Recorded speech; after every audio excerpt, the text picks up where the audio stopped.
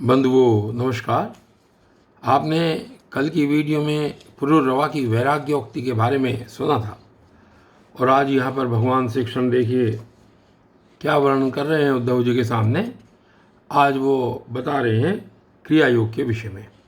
तो सुनिए और इसका आनंद लीजिए श्रीमद् भगवत महापुराण का। उद्धव जी ने पूछा, भक्त वत्सल श्री कृष्ण, जिस क्रिया योग का आश्रय लेकर जो भक्तजन जिस प्रकार से जिस उद्देश्य से आपकी अर्चा पूजा करते हैं, आप अपने उस आराधन रूप क्रिया योग का वर्णन कीजिए। देवर्षि नारद, भगवान व्यासदेव और आचार्य बृहस्पति आदि बड़े बड़े ऋषि मुनि यह बात बार बार कहते हैं कि क्रिया योग के द्वारा आपकी आराधना ही मनुष्य के परम कल्याण की साधना है। यह क्रिया योग पहले पहल आपके मुखारविंद से ही निकला था।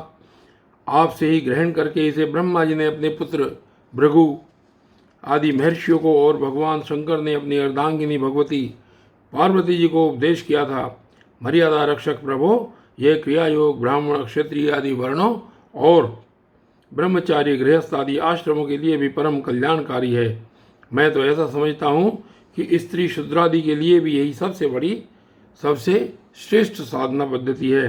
कमल नयन श्याम सुंदर, आप शंकर आदि जगदीश्वरों के भी ईश्वर हैं और मैं आपके चरणों का प्रेमी भक्त हूँ। आप कृपा करके मुझे यह कर्म बंधन से मुक्त करने वाली विधि बतलाइए।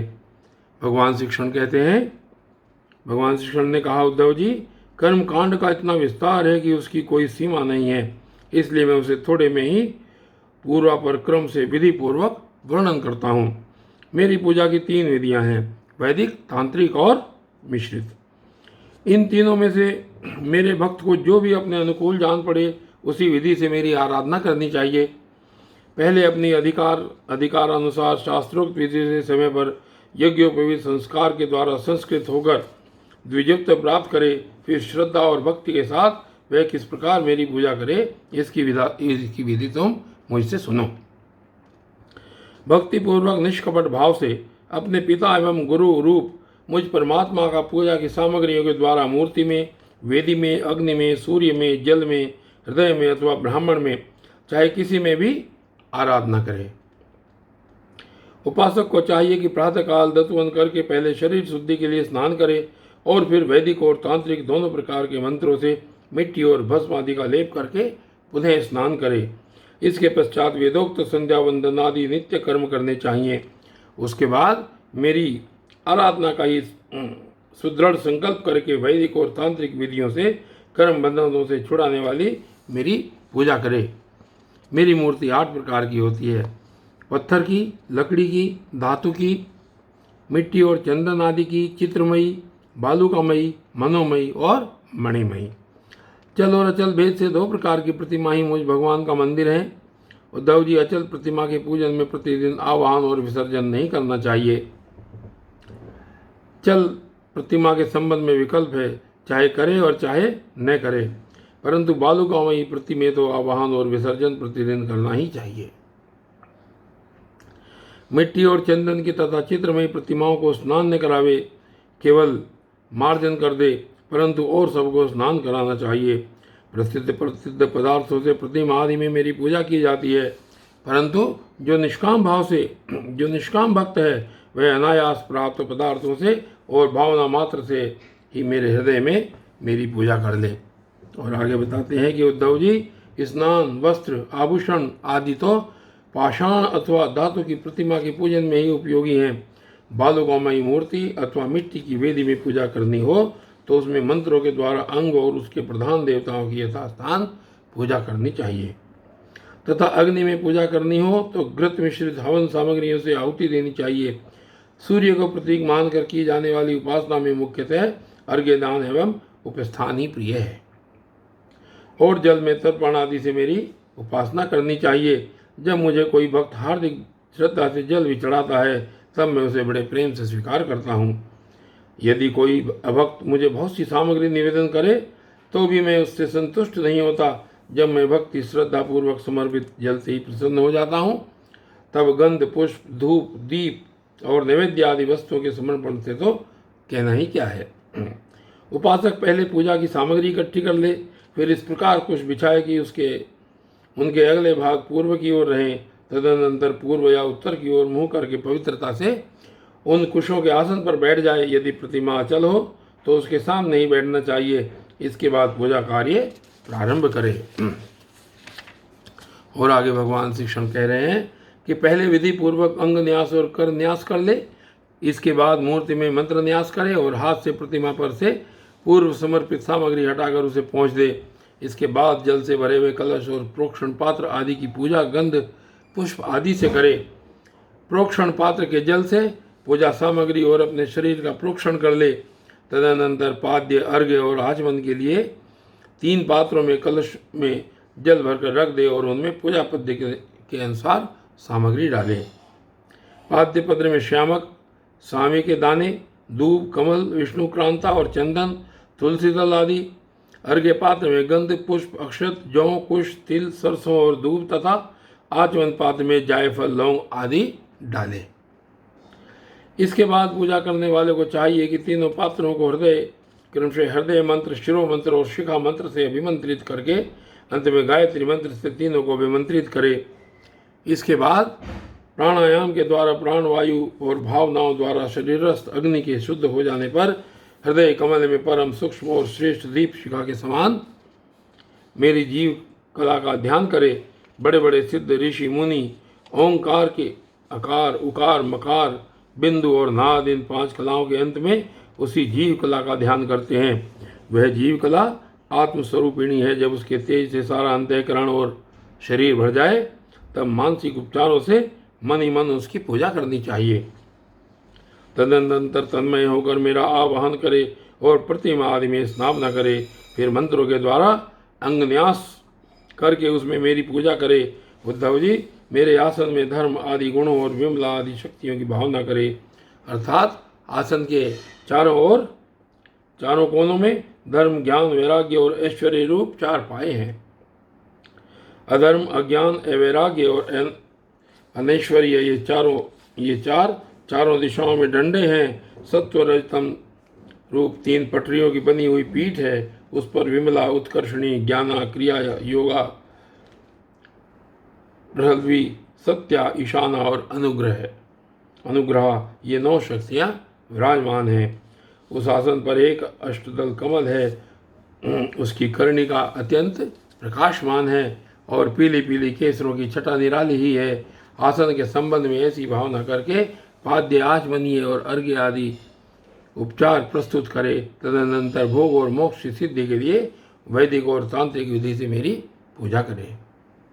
और आगे कहते हैं कि सुदर्शन चक्र, पांचजन्य शंख, कोमोद की गदा, खड़ग, बाण, धनुष, हल, मूसल इन 8 आयुधों की पूजा 8 दिशाओं में करे और कौस्तुभमणि, वैजयंती माला तथा श्रीवत्स चिन्ह की वक्ष स्थल पर यथास्थान पूजा करे।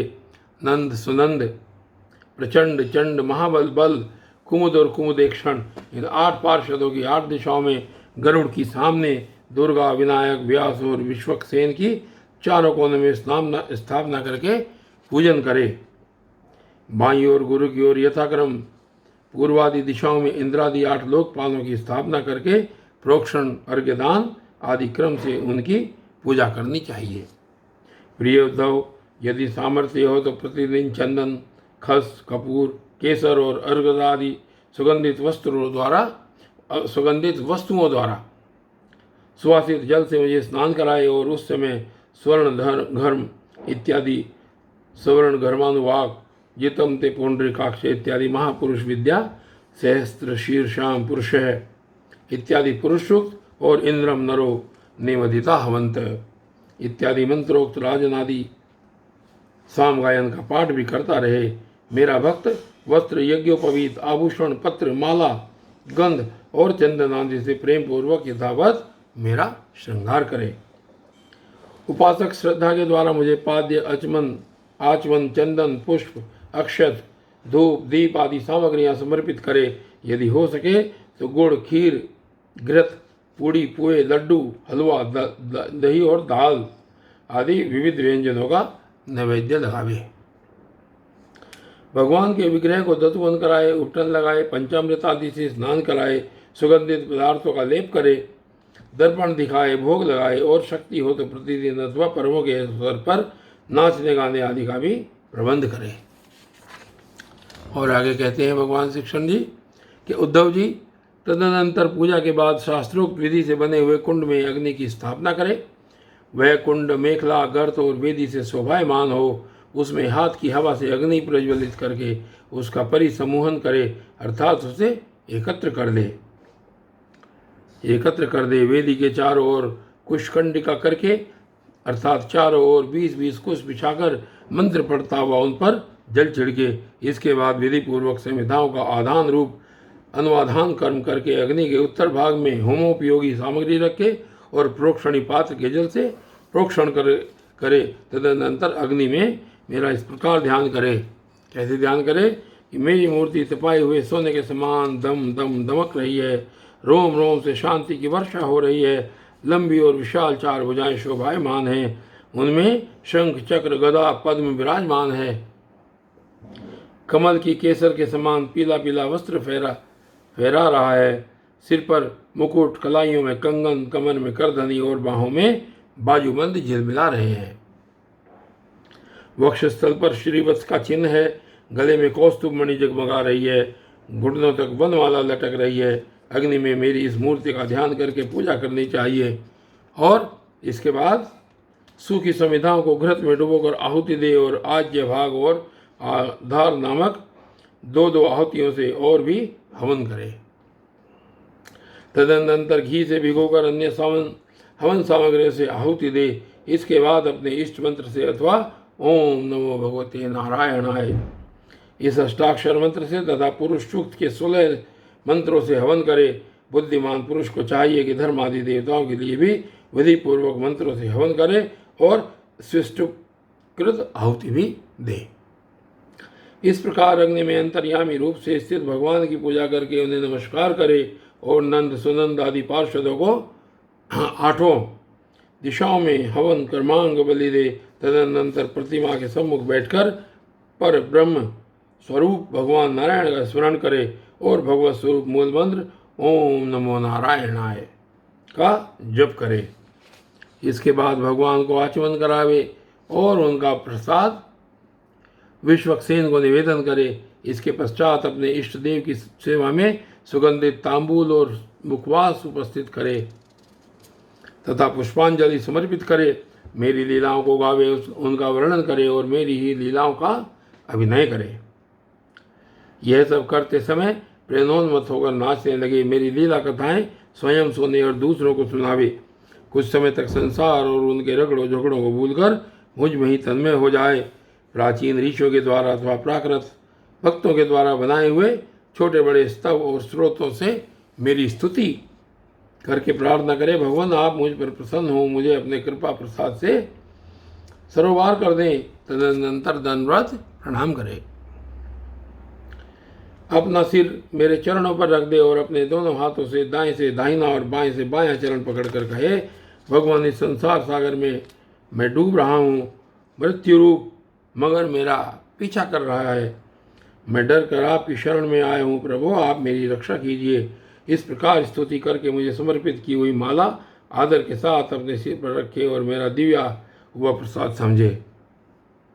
यदि विसर्जन करना हो तो ऐसी भावना करनी चाहिए कि प्रतिमा में से एक ज्योति दिव्य ज्योति निकली है और वह मेरी हृदयस्थ ज्योति में लीन हो गई है, बस यही विसर्जन है। उद्धव जी, प्रतिमा आदि में जब जहाँ श्रद्धा हो तब तहाँ मेरी पूजा करनी चाहिए, क्योंकि मैं सर्वात्मा हूँ और समस्त प्राणियों में तथा अपने हृदय में स्थित हूँ। उद्धव जी, जो मनुष्य इस प्रकार वैदिक तांत्रिक क्रियायोग के द्वारा मेरी पूजा करता है वह इस लोक और परलोक में मुझसे अभिष्ट सिद्धि प्राप्त करता है। यदि शक्ति हो तो उपासक सुंदर और सुदृढ़ मंदिर बनवाए और उसमें मेरी प्रतिमा स्थापित करे, सुंदर सुंदर फूलों के बगीचे लगवा दे, नित्य की पूजा, पर्व की यात्रा और बड़े बड़े उत्सवों की व्यवस्था कर दे। जो मनुष्य पर्वों के उत्सव और प्रतिदिन की पूजा लगातार चलने के लिए खेत, बाजार, नगर अथवा गांव मेरे नाम पर समर्पित कर देते हैं, उन्हें मेरे समान ऐश्वर्य की प्राप्ति होती है। मेरी मूर्ति की प्रतिष्ठा करने से पृथ्वी का एक छत्र राज्य, मंदिर निर्माण से त्रिलोकी का राज्य, पूजा आदि की व्यवस्था करने से ब्रह्मलोक और तीनों के द्वारा मेरी समानता प्राप्त होती है। जो निष्काम भाव से मेरी पूजा करता है उसे मेरा भक्ति योग प्राप्त हो जाता है और उस निरपेक्ष भक्ति योग के द्वारा वह स्वयं मुझे प्राप्त कर लेता है। जो अपनी दी हुई है दूसरे की दी हुई या दूसरे की दी हुई देवता और ब्राह्मण की जीविका का हरण कर लेता है वह करोड़ों वर्षों तक विष्ठा का कीड़ा होता है। जो लोग ऐसे कामों में सहायता प्रेरणा अथवा अनुमोदन करते हैं वे भी मरने के बाद प्राप्त करने वाले के समान ही फल के भागीदार होते हैं। यदि उनका हाथ अधिक रहा हो तो फल भी उन्हें अधिक ही मिलता है। और बंधुओं, इस प्रकार ही आज का यहाँ पर अध्याय समाप्त होता है और आगे की वीडियो भी ऐसे ही चलती रहेगी। तब तक के लिए धन्यवाद।